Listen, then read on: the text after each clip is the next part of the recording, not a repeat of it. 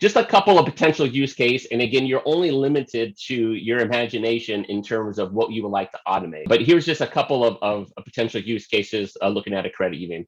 In lending, right, there's like loan disbursements process, your share secure, your approval to disbursement, signature loan, your paid in full process, archiving docs, adverse action letters, if those aren't already automated.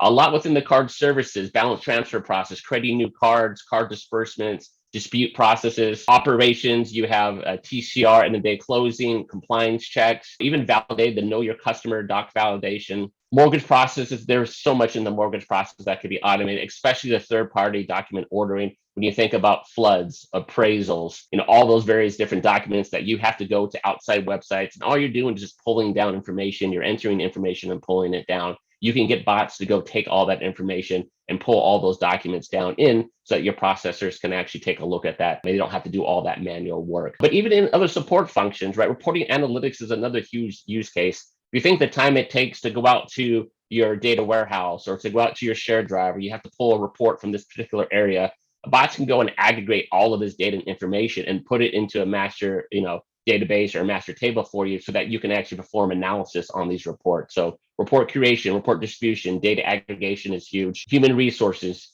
recruiting, employee validations, onboarding new employees, provisioning, payroll processes. Even QC audits could be automated when looking at certain accounts and whether there are certain checks being placed on that. And of course, accounting, your accounts payable.